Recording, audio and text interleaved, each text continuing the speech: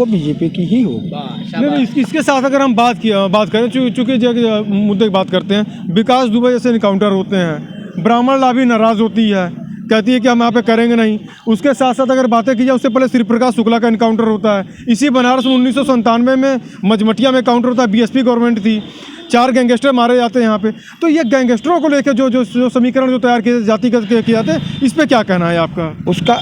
उन सबों के लिए एक ही नाम काफ़ी है, बाबा जी, एक ही नाम काफ़ी है। आ रहे हैं महंगाई और बेरोजगारी, और जिसको लेकर विपक्ष भी हमलावर है। यही 2 मुद्दे तो समझ में आ रहा है, और तो कोई मुद्दा है नहीं।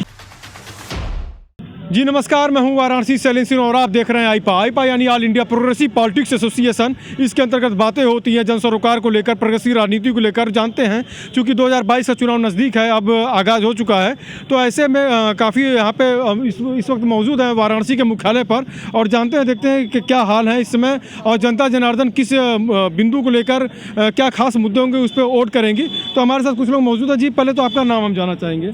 मेरा नाम है मोहम्मद यूसुफ हाशमी।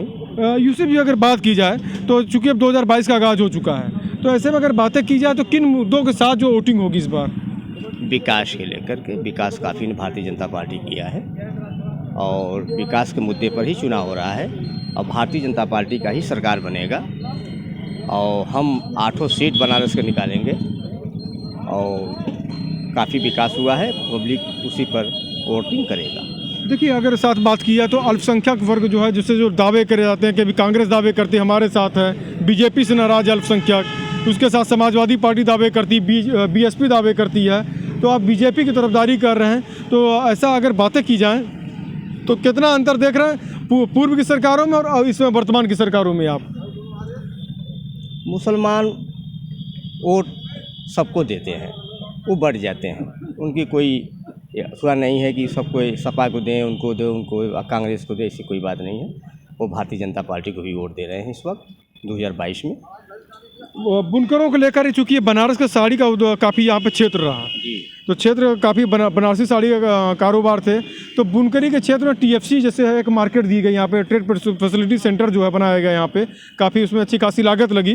तो किस नज़रिए से देखते हैं? उसमें आरोप भी लगे कांग्रेस द्वारा कि ये केवल एक बीजेपी का बैठकबाजी का अड्डा है। ये ऐसा है कि बुनकर के मामले में हमारे बगल में संयोजक जी खड़े हैं, अब्दुल अजीज साहब, इनसे इंटरव्यू लीजिए, बताएंगे। तो हमारे साथ और भी लोग मौजूद हैं, पहले आप अपना परिचय दे दीजिएगा। मैं अब्दुल अजीज। अब्दुल अजीज, अगर बात की जाए तो क्या नज़रिया देखते हैं, किस तरीके के अंतर हैं इस समय, मतलब मौजूदा सरकार में पूर्व की सरकारों में क्या नज़रिया आप देखते हैं? पूर्व की सरकार में जो है तो माफिया राज चलता था, अवैध ज़मीनों पे कब्जा चलता था। इस बार जो है तो बहुत से जो है तो लोगों से ज़मीन जो है तो गवर्नमेंट द्वारा, सरकार द्वारा लोगों को दिलाया गया, ठीक है। इसके वजह से जो है तो इस समय बड़ा लोगों को राहत है, माफिया राज नहीं है। माफिया राज नहीं है, ऐसा आपका कहना है। और उसके साथ साथ अगर बातें की जाए तो बनारस का जो विकास जो, चूँकि बनारस का आप रहने वाले हैं, बनारस में जो वोटिंग होगी वो किन मुद्दों के साथ होगी यहाँ पे? बनारस की जो वोटिंग विकास मुद्दा है, और उसके बाद जो है तो यहाँ पे बुनकरों को काफ़ी लाभ हुआ है। ऐसा नहीं है, कोरोना की वजह से पिछले जो है तो 2-3 सालों से सभी का जो है तो उसमें लॉस गया है, सारे जो है तो कोई बिजनेस नहीं चला है कोरोना की वजह से। बाकी तो जो है तो जो बनारसी साड़ी का इस समय अच्छा जो है तो बिजनेस चल रहा था। चूँकि मुस्लिम मतदाताओं पे काफ़ी नज़र रहती है लोगों की, समाजवादी पार्टी की तरफ से भी दावे किया जाता है कि हमारे साथ हैं, बीजेपी से नाराज़ हैं, अमूमन इस तरीके की बातें होती हैं, क्या कहेंगे इस पे आप? इस पे हम यही कहेंगे, दावे तो सभी करते ही है।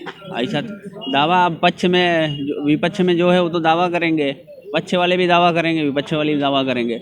ये तो दावा होता रहता है। जब गवर्नमेंट जब वोटिंग का समय आता है तब उसमें जो है तो क्लियर होता है किसका दावा सही है, किसका गलत है। किसके दावे सही हैं, किसके दावे गलत हैं, ऐसा कहना था। और भी कुछ लोग मौजूद हमारे साथ यहाँ पे बातें करते हैं, जानते हैं क्या हाल है इस समय। 2022 का आगाज़ हो चुका है, रणबांकुरे मैदान पे आ चुके हैं, क्या कहेंगे किन मुद्दों के साथ वोटिंग होगी इस बार, किन मुद्दों के साथ जाएंगे वोट करने के लिए आप लोग? देखिए, 2022 में इतना अच्छा काम हुआ है, उत्तर प्रदेश में ही चाहते हैं कि योगी महाराज को एक बार और बुलाया जाए। कभी आदमी सोचा था नहीं कि देसी घी में हम पूड़ी खा लेंगे। चना है, सब चीज़ है, नमक है, गेहूं चावल सभी लेके जितने उत्तर प्रदेश में है सब घर घर पहुंच रहा है। माननीय ऐसा मुख्यमंत्री जी है कि बहुत अच्छा लग रहा है जनता के बीच में। तो इस समय तो इतना बहुमत सरकार बनेगी कि अखिलेश यादव तो इतना जाएंगे कि उनकी भैंस पानी में तुरंत घुस जाएगी। देखिए अगर बातें की जाए यहाँ पे चूँकि 2022 में जो चुनाव की अगर बातें की जाए 2017 में गठबंधन थी समाजवादी की कांग्रेस के साथ, 2019 से बीएसपी के साथ गठबंधन थी, क्षेत्रीय दलों को प्रमुखता दी गई है समाजवादी पार्टी द्वारा।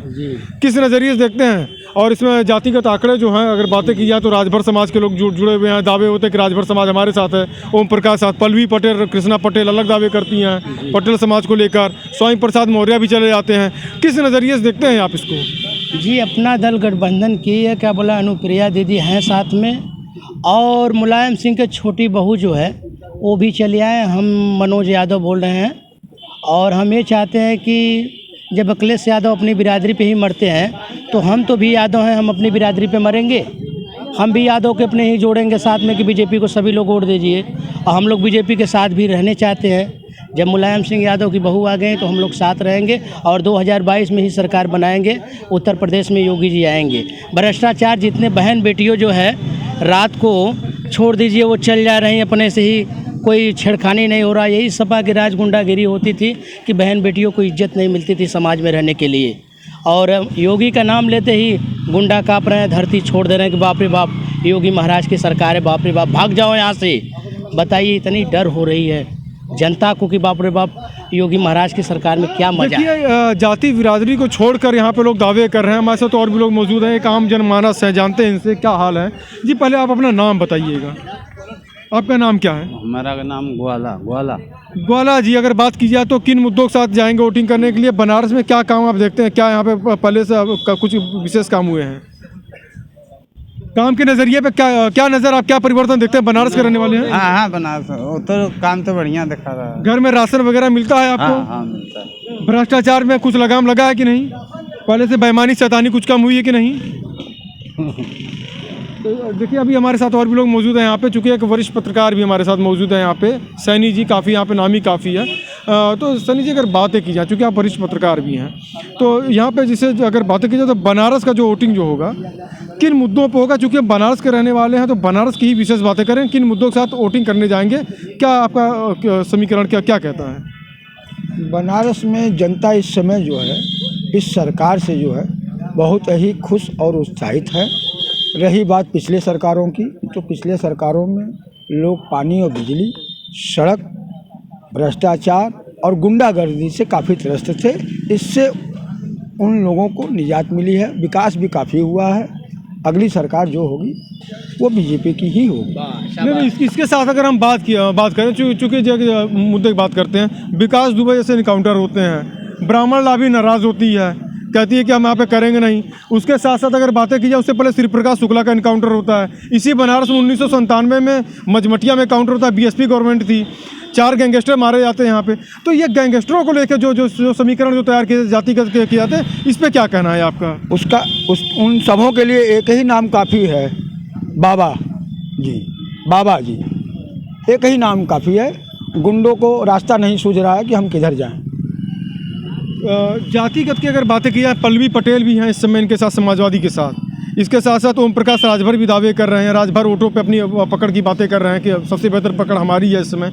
तो ऐसे में क्या नज़र आता है कि क्या एक जो शीर्ष नेतृत्व जो करते, किसी एक जाति के जो लोग करते हैं, जो दावा करते हैं कि ये पूरे जातिगत जो वोट हैं ये हमारे साथ कन्वर्ट हो जाएंगे, घूम जाएंगे, तो क्या नज़रिया देखते हैं 2014 के पहले और 2014 के बाद से? क्या नज़रिया, क्या बदलाव आए हैं? 2014 के बाद से सभी बिरादरियों में की नज़रिए बदली हैं और उस नज़रिए के हिसाब से आज सभी बिरादरी भाजपा के साथ है, जिससे पूर्ण बहुमत में भाजपा सरकार पिछले बार भी आई थी और इस बार भी पूरी उम्मीद है कि भाजपा की ही सरकार बनेगी। क्योटो की बातें हो रही थी यहाँ पे कि क्योटो के तर्ज पे यहाँ पे बनारस का विकास होगा। चूँकि आप वरिष्ठ पत्रकार भी हैं, यहाँ पे इतने दिन से आप देख रहे हैं, काफ़ी सीनियर हैं, तो अगर बातें की जाए तो वादे जो होते हैं तो धरातल पे कितने नज़र आ रहे हैं? इसमें अन्य पार्टियों के जो हैं जैसे दावे रहे हैं कि भ्रष्टाचार भी बहुत हुए हैं यहाँ पे, एक ही काम को कई बार किया गया बनारस में, लूटपाट बंडरबाट बहुत हुए यहाँ पे। अजय राय यहाँ के जो विधायक हैं उन्होंने दावा किया कि जो टीएफसी बनाई गई है, टीएफसी में केवल बीजेपी के कार्यकर्ता जो है यहाँ पे बैठकबाजी कर सकें, इनके मतलब कि खर्चे बचे हैं यहाँ पे। ये टीएफसी का प्रयोग इसलिए किया जाता है ना कि बुनकरी के लिए किया जा रहा है, बुनकर घाटे में चल रहे हैं। क्या कहेंगे इस पर आप? हमारे देखने में अभी तक बुनकर की जो बिरादरी है, जो साड़ी के कारोबारी हैं, वो पूरी तरीके से अपने कारोबार में लग के खुश हैं। उन्हें किसी भी प्रकार की इस सरकार में कोई दिक्कत नहीं है।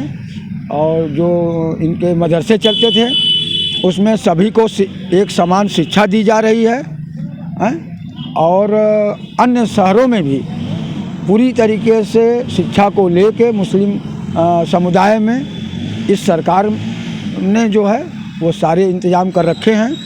कुछ इसमें जो है अन्य पार्टियों के जो दबंग नेता हैं, जो पिछली बार सरकारों में मंत्री भी रहे और विधायक भी रहे, उन लोगों का लूटपाट नहीं चल पा रहा है, इसलिए वो लोग व्याकुल हैं। देखिए पार्टियां सब लोग छोड़ के जा रहे हैं, आ रहे हैं। थोड़ा सा हम एक लोग से और बात कराते हैं, हमारे साथ यहाँ पे मौजूद हैं। जी पहले तो आप अपना कृपया नाम बताइए, क्या नाम है आपका? मैं धर्मेंद्र कुमार सिंह।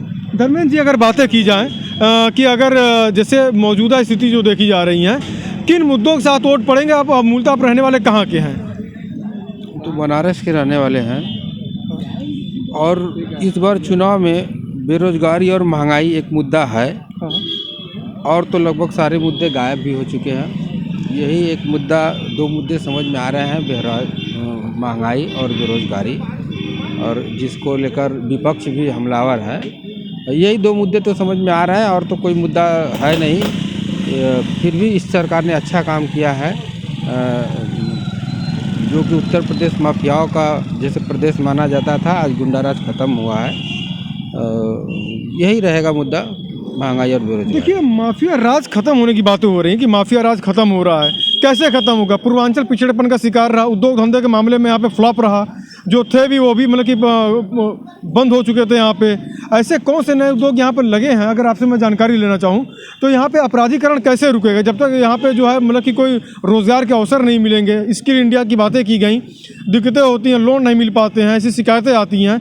क्या कहेंगे? क्या ये भी एक मुद्दे बनेंगे यहाँ पे? युवाओं की नाराज़गी आएगी सामने? तो वही बात तो कह रहे हैं ना कि महंगाई और बेरोजगारी तो यही है ना कि बेरोजगारी के लिए कोई व्यवस्था अभी तक सरकार नहीं कर पाई, इसमें फेल है। तो ये तो मुद्दा बनेगा ही, इसीलिए तो हम कह रहे हैं कि भाई बेरोजगारी एक बहुत बड़ा मुद्दा है। देखिए बेरोज़गारी एक बहुत बड़ा मुद्दा है, और कुछ लोगों का कहना है कि यहाँ पे कार्य अच्छे किए गए हैं, क्राइम पे लगाम लगी है, तो तमाम अलग अलग विचारधाराएं, अलग अलग बिंदुएं हैं, और उसके साथ साथ लोगों की एक अलग अलग सोच है। और निश्चित ही जो है जनता अपने इरादों को पक्का कर चुकी है कि किसको कहाँ पे मुहर जाके लगानी है। वाराणसी से शैलेंद्र सिंह, आईपा।